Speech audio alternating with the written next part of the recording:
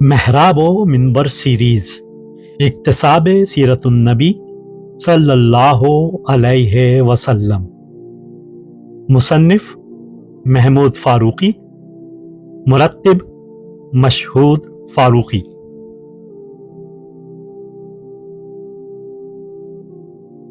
تیسرا حصہ، عرب معاشرہ قبل از اسلام۔ 12واں باب، زمزم کی تلاش۔ ایک صبح مکہ والوں نے دیکھا کہ 2 آدمی کعبے کے قریب زمین کھود رہے ہیں۔ تحریر محمود فاروقی، آواز و پیشکش مشہود فاروقی۔ ہاشم کا ایک بیٹا تھا شیبہ نام کا۔ جب ہاشم فوت ہوا تو وہ کم عمر تھا اور یثرب میں اپنی ماں کے ساتھ رہتا تھا، اس لیے ہاشم کے بعد اس کے بھائیوں مطلب اور نوفل نے مکہ کے نظم و نسق کو سنبھال لیا۔ مطلب حجاج کی میزبانی کے فرائض بحسن و خوبی انجام دیتا رہا۔ کچھ عرصے بعد وہ یثرب گیا۔ وہ چاہتا تھا کہ اپنے بھتیجے کو مکہ لے آئے، چنانچہ جب وہ یثرب سے چلنے لگا تو شیبہ کو بھی اپنے ساتھ لے لیا۔ جب یہ دونوں چچا بھتیجے مکہ میں داخل ہوئے تو شیبہ اپنے چچا کے پیچھے اونٹ پر بیٹھا ہوا تھا۔ لوگوں نے شیبہ کو اس سے پہلے دیکھا نہیں تھا، کیونکہ وہ شروع ہی سے یثرب میں اپنی ننہال ہی میں رہا تھا۔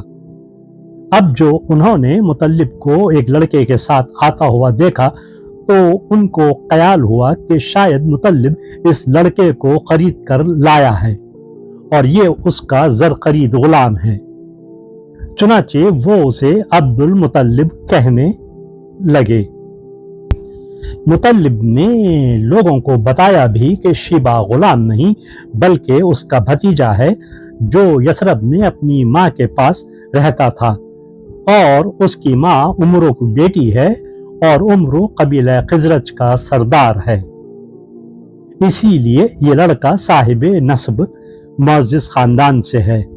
مگر عبد المطلب کچھ اس طرح ان کی زبانوں پر چڑھ گیا تھا کہ لوگ اسے اسی نام سے پکارتے رہے اور یہ لڑکا اسی نام سے مشہور ہو گیا اور اس کا اصل نام کسی کو یاد نہیں رہا۔ عبد المطلب بڑا ہوا تو وہ خوبصورت، بہادر اور سمجھدار نوجوان تھا۔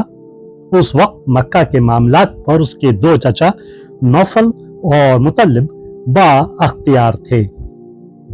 مطلب کے ذمے تو حاجیوں کو پانی پلانے اور ان کی مہمانداری کے شعبے تھے، اور نوفل بقیہ معاملات کا سربراہ تھا اور تولیت کے فرائض انجام دیتا تھا۔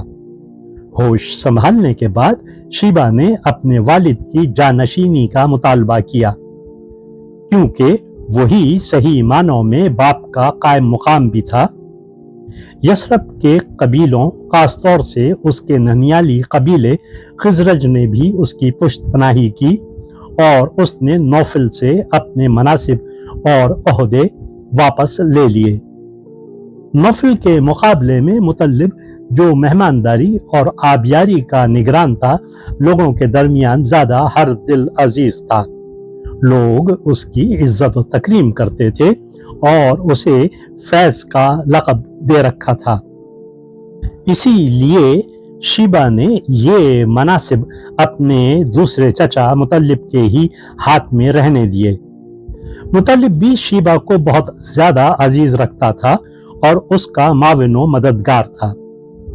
جب مطلب فوت ہو گیا تو شیبہ یعنی عبد المطلب بغیر کسی زحمت کے سارے امور کا نگران اور مکہ کا شہردار بن گیا۔ عبد المطلب کو بھی قریش کے درمیان وہی عزت و مرتبہ حاصل ہو گیا جو ان کے باپ ہاشم کو حاصل تھا، بلکہ وہ قبائل کے درمیان اپنے بزرگوں سے زیادہ نامور اور ہر دل عزیز رہے۔ ہاشم کی طرح ان کا مہمان خانہ بھی ہر آنے جانے والے کے لیے کھلا ہوا تھا۔ कहते हैं जब तक वो जिंदा रहे रोजाना एक ऊंट ज़िबह करते थे। उनके जमाने में मक्का के इंतजामात बहुत ज्यादा बेहतर हो गए। हज के जमाने में हाजियों की मेहमानदारी का इंतजाम करीने सलीके से होने लगा। अब्दुल मुतल्लिब ने सखायत, पर्दादारी, कलीद बरदारी, मेहमानदारी के फराइज बड़े विकार और दबदबे के साथ सरअंजाम दिए। कुरैश के जिद्दे अमजद ने ज़ायरीन काबा और हाजियों की मेहमानदारी के लिए ये कायदा मुकर्रर कर दिया था कि मक्का के तमाम शहरी मिलकर मौसम हज के अखराजात बर्दाश्त करें। चुनाचे मक्का के हर घर से हज के लिए फंड जमा किया जाता था। मगर हजारों हाजियों की मेजबानी कोई आसान काम न था। सबसे मुश्किल मरहला पानी की फराहमी का था। बैतुल्लाह के करीब एक चश्मा जमजम का जरूर मौजूद था, मगर कबीले जुरहम के एक शख्स मदाद अल जुरहमी ने चाहे जमजम को पाट कर बेनिशान कर दिया था। यहाँ तक के लोग उस वाक़े को भूल गए थे और अब दूर दराज से पानी पखालों में भरकर ऊंटों पर लाद कर लाया जाता था। अब्दुल मुतल्लिब मक्का के रदाकारों की मदद से हज के ज़माने में दूर दूर से पानी मंगवाते थे और हाजियों में तकसीम कराते थे। अब्दुल मुतल्लिब पानी के लिए सख्त फिक्रमंद रहते थे। एक दिन अचानक उनको जमजम के चश्मे का ख्याल आया। ये किस्सा वो सुन चुके थे कि जब हज़रत इब्राहीम अलैहिस्सलाम अपने फर्जंद इस्माइल अलैहिस्सलाम और उनकी माँ हाजरा रदियल्लाहु ताला अन्हा को इस बयाबान में छोड़ गए थे, तो इस्माइल अलैहिस्सलाम प्यास के मारे रोने लगे थे और जमीन पर एड़ियां रिगड़ने लगे। उनकी माँ हाजरा इधर उधर पानी की तलाश में सफा और मरवा पहाड़ियों के दरमियान दौड़ती फिर रही थीं। जब वो मायूस होकर बच्चे के पास आईं तो हैरान रह गईं कि इस्माइल के पांव के नीचे एक चश्मा निकल आया था। यही चश्मा जमजम था। जमजम के इब्रानी माने रुक जा के हैं। जब पानी उबल कर गड्ढे से बाहर जाने लगा तो हाजरा ने इब्रानी जबान या अपनी असली मिस्र की जबान में कहा, जम जम जम जम, रुक जा।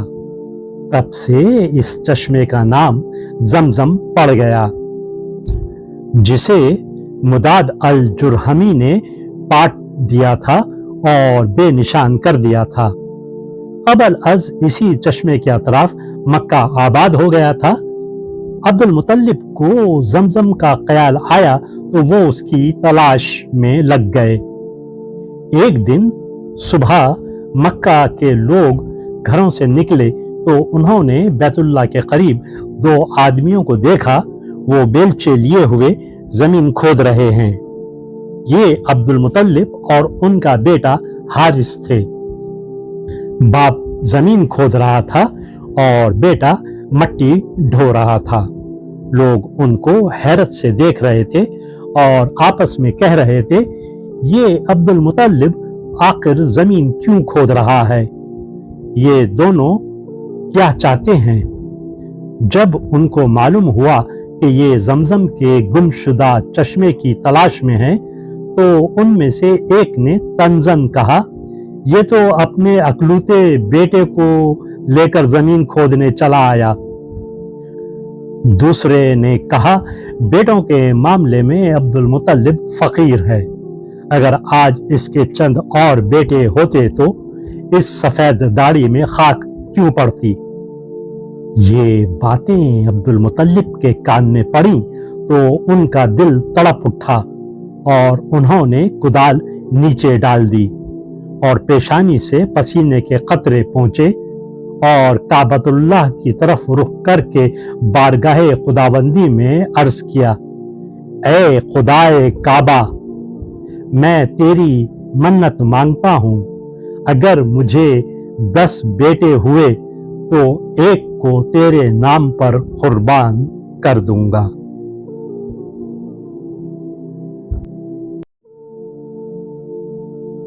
वीडियो देखने के बाद चैनल को सब्सक्राइब करना ना भूलें और ताज़ा तरीन अपडेट्स के लिए घंटी के बटन को ज़रूर दबाएं ताकि हमारे मुनफरिद और पुरअसर पैगामात आप तक पहुंचते रहें। और अगर लाइक करें तो अपने दोस्तों के साथ शेयर करें।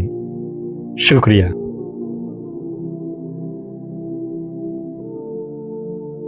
किरण किरण उजाला